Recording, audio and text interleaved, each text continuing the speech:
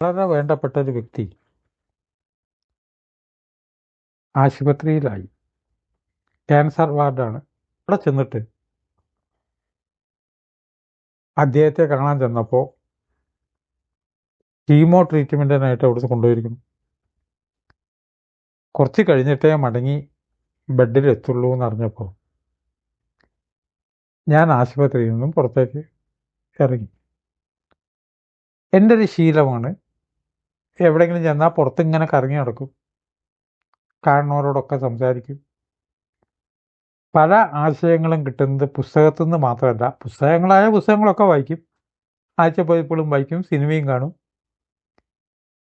അതല്ലാതെ ഇങ്ങനെ കറങ്ങി കറങ്ങി നടക്കുമ്പോഴാണ് നമുക്ക് പല കാര്യങ്ങളും നമുക്ക് തന്നെ ചിന്തിക്കാനുള്ള സാഹചര്യം ഉണ്ടാവുക. അപ്പം അതിനടുത്ത് ഒരു ആരാധനാലയം ഉണ്ട്. അതിൻ്റെ വാതിലൊക്കെ തുറന്നു കിടക്കുകയാണ്. അപ്പം തിരക്കില്ലാതെ ഞാൻ അങ്ങോട്ട് നടന്നു വന്നു. ആരും എന്നെ തടയുന്നില്ല. അതൊരു ക്രിസ്ത്യാനികളുടെ പള്ളിയാണ്. ഞാൻ അതിൻ്റെ അകത്തേക്ക് തന്നെ കടന്നു. വലിയൊരു ഹാളിൽ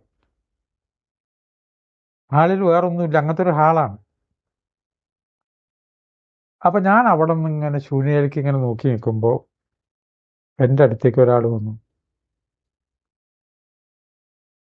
സാറ് പി ആർ നാഥനല്ലേ എന്ന് ചോദിച്ചു. ആണ് പറഞ്ഞു. ആശുപത്രിയിൽ വന്നതാണ്. അപ്പം വെറുതെ ഞാൻ ഇങ്ങോട്ടൊന്ന് വന്നതാണ്. അപ്പം അദ്ദേഹം പറഞ്ഞു, ഞാൻ അവിടുത്തെ ഡോക്ടറാണ്. എനിക്ക് ഒഴിവ് കിട്ടുമ്പോൾ ഞാൻ ഇങ്ങോട്ട് ഈ ഹാളിലേക്ക് വരും, എന്നിട്ട് കുറേ നേരം ഇവിടെ നിൽക്കും. അപ്പം എനിക്കൊരു വല്ലാത്തൊരു സുഖം കിട്ടുന്നുണ്ട്. അതിൻ്റെ കാരണം എന്താണെന്ന് എനിക്ക് തന്നെ അറിഞ്ഞുകൂടാ. അപ്പം ഞാൻ പറഞ്ഞു, കാരണം എന്താണ് എന്നുള്ളത് വ്യക്തം ആണ്. കാരണം ഇവിടെ 100% ശൂന്യത ആണ്. ശൂന്യതയാണ് നമുക്ക് സുഖം തരുന്നത്. ഹിമാലയത്തിൽ ചെല്ലുമ്പോൾ ശൂന്യത, എന്നാൽ ചിലത് കാര്യങ്ങളില്ലേ ഉണ്ട്, അതൊന്നും നമ്മുടേതല്ലതാണ്. അപ്പം 100% ശൂന്യത ആയി. ഈ ശൂന്യത ഇവിടെ കിട്ടുന്നു. അദ്ദേഹം തന്നെ പറഞ്ഞു, എൻ്റെ വീട്ടിലിരിക്കുമ്പോൾ ഇത്ര സുഖമില്ലാന്ന്. ഞാൻ പറഞ്ഞു, വീട്ടിലിരിക്കുമ്പോൾ എങ്ങനെയാണ് സുഖം ഉണ്ടാവുക? വീട് പാല് കാച്ച് ദിവസം മുതൽക്ക് നമുക്ക് കിട്ടിയ വസ്തുക്കളൊക്കെ അതിൻ്റെ അകത്ത് വെച്ചിരിക്കുകയല്ലേ, വീടിനകത്ത്. ശ്വാസം മുട്ടലല്ലേ, ഒക്കെ ഒന്നിൽ കൂടുതൽ ആവശ്യമില്ലാത്തത്. അലമാരയുടെ അകത്ത് ആവശ്യമില്ലാത്തത് നിറച്ചിട്ടുണ്ട്, ഒക്കെ ആവശ്യം വരിച്ചിടത്തേക്ക്. എത്രയോ ഷർട്ട്, സാരി ഉപയോഗിക്കാത്തതും അതിൻ്റെ അകത്ത് വയ്ക്കും. അത് കഴിഞ്ഞിട്ട് ബുക്ക് സ്റ്റാളിൽ പോയിട്ട് പുസ്തകം വാങ്ങുന്ന ശീലമുള്ളവർ വീട്ടിൽ അലമാരയിലുള്ള പുസ്തകം പിന്നെയും വാങ്ങും. നല്ല പുസ്തകമാണല്ലോ, ഇയാളുടെ അലമാരയിലുണ്ടാവും, അതിനെ വായിച്ചിട്ടുണ്ടാവില്ല. പർച്ചേസിങ്ങിന് പോയി കഴിഞ്ഞിട്ടുണ്ടെങ്കിൽ അത് കാണുമ്പോഴാണ് നമുക്ക് അത് വേണം തോന്നുന്നത്. യഥാർത്ഥത്തിൽ നമുക്ക് ആവശ്യമുള്ള സാധനമല്ല. കണ്ടപ്പതിരിക്കട്ടെ, അത്ര സ്ഥലം മെനക്കെടുത്തി. അങ്ങനെ നമ്മുടെ വീട്ടിലെ ശൂന്യത മുഴുവൻ, നാം ശൂന്യതയല്ല അനുഭവിക്കുന്നത്, മുറിയിൽ നിറയെ വസ്തുക്കൾ ആണ്. എൻ്റെ വീട്ടിലെ മുറിയുടെ അകത്ത് മുഴുവൻ അവിടെയും ഇവിടെയൊക്കെ പുസ്തകങ്ങൾ കൂട്ടിയിട്ടിരിക്കുക. കുറേ പുസ്തകം ഒഴിവാക്കും. പിന്നെയും പ്രസംഗിക്കാൻ പോയിട്ടുണ്ടെങ്കിൽ അപ്പോഴൊക്കെ ഒരു തോണി തരും, ഒരു ശില്പം തരും. വിദേശത്ത് പോയിരുന്നാലും ശരി, കാര്യമായിട്ടൊരു ആ തോണിയും കൊണ്ട് ഇങ്ങോട്ട് വരാൻ, ഇവിടുന്ന് പോയ തോണിയാണ്. മാങ്കാവും ബേപ്പൂരും അടുത്തടുത്താണ്. അവിടെ അപ്പോൾ ഇത് ഉണ്ടാക്കുന്നത്. വീടിനകത്ത് വെള്ളം കയറിയിരുന്നെങ്കിൽ ഈ തോണി ഉപയോഗിക്കാനും പറ്റില്ല, കാരണം ചെറിയ തോണിയുടെ ശില്പങ്ങളാണ്. കാണുന്നവർ പറയും തോണി നിറഞ്ഞല്ലോ എന്ന്.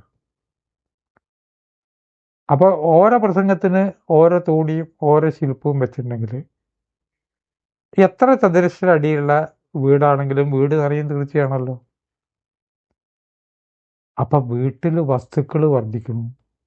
അലമാറ, ആ അലമാറയിൽ മുഴുവനും ഓരോരോ സാധനങ്ങളും വെച്ച് നമ്മൾ കുറച്ച് സ്പേസാണ് നമ്മൾ ഉപയോഗിക്കുന്നത്.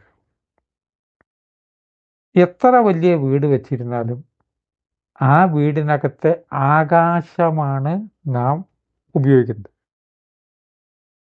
ഞാൻ എഴുതുന്ന മുറി, അവിടെ 3-4 അലമാറ, ഓരോ ആംഗിളിലും അതിലൊക്കെ പുസ്തകം, പിന്നെ 2 മേശപ്പുറം ഫുള്ളായിട്ടിരിക്കുന്നു. എഴുതുന്ന കടലാസ് മുതൽക്ക് സ്റ്റാമ്പും പശക്കുപ്പി വരെയും അതിലിരിക്കുകയാണ്. അപ്പം എന്തായി? പെരുമാറാനുള്ള ആകാശം കുറഞ്ഞു പോയി. നമ്മുടെ ജീവിതങ്ങളിൽ തന്നെ ആലോചിച്ച് നോക്കൂ. വെസ്റ്റ് കോസ്റ്റ് എക്സ്പ്രസ് തുടങ്ങിയ ട്രെയിനിലാണ് ഏറ്റവും തിരക്ക് ഉണ്ടാവാറ്. രാത്രി കാല് കുത്താൻ പോലും സ്ഥലം കിട്ടില്ല. അത് നമുക്കുണ്ടാക്കുന്ന അസ്വസ്ഥത എന്താണെന്ന് വെച്ചാൽ അതിനകത്ത് ഫുള്ളാണ് എന്നാണ്. നമ്മുടെ വീട് ഏകദേശം ഇതേമാതിരി ആണ്. ആവശ്യമില്ലാത്ത വസ്തുക്കൾ ധാരാളം ഉണ്ട്. ശൂന്യത സുഖം തരുന്നു എന്നുള്ള കാര്യം നമുക്ക് അറിയില്ല. അതുകൊണ്ടാണ് ഒരു വീട് വിട്ട് വേറൊരു വീട്ടിലേക്ക് മാറുമ്പോൾ ആരൊക്കെ ഒഴിവാക്കാവുന്ന കുറേ കാര്യങ്ങൾ, സാധനങ്ങൾ ഉണ്ടാവുമല്ലോ. പുതിയ വീട് വെച്ചു, 1 കൊല്ലം കഴിഞ്ഞു, നമ്മൾ വീടൊന്ന് മാറുകയാണ്. ഇവിടുത്തെ 100% സാധനങ്ങൾ നമ്മൾ പുതിയ വീട്ടിലേക്ക് കൊണ്ടുപോകും. നല്ലൊരു ശതമാനം വേസ്റ്റാണ്, ഒരു മൂലക്കട കൂട്ടിയിടും, അങ്ങോട്ട് കൊണ്ടുപോയില്ല. അപ്പം ഇത്രയും കാലം അത് എവിടെ കിടന്നിരുന്നത്? നമ്മുടെ ബെഡ്റൂമിലും സ്വീകരണ മുറിയിലെ ഇത്രയും കാലം അത് അവിടെ കിടന്നിരുന്നത്. വക്ക് പൊട്ടിയ പിഞ്ഞാണവും മുതൽക്ക്, കമ്പൊടിഞ്ഞ ശീലക്കൊടിയും മുതൽക്ക്, ബാറ് പൊട്ടിയ ചെരുപ്പ് മുതൽക്ക്, ഒരിക്കലും ഉപയോഗിക്കാത്ത, വാങ്ങിയിട്ട് അവിടെ കൊണ്ടുവച്ചിട്ട് വീട്ടമ്മയ്ക്ക് അത് ഇഷ്ടമേ അല്ലാത്ത സാരി വാങ്ങി വെച്ചു. ഒരു ദിവസം പോലും ചുറ്റാത്ത സാരിയും കൊണ്ട് നിറയുമ്പോൾ സന്തോഷം കിട്ടുന്നത് ശൂന്യതയിൽ നിന്നാണ്. വീടിനകത്ത് ഒരു സാധനവും വേണ്ടെന്ന് ഞാൻ പറഞ്ഞില്ല കേട്ടോ. പറയാത്ത വെറുതെ പറയരുത്. വീടിനകത്ത് ആവശ്യ സാധനങ്ങളൊക്കെ വേണം.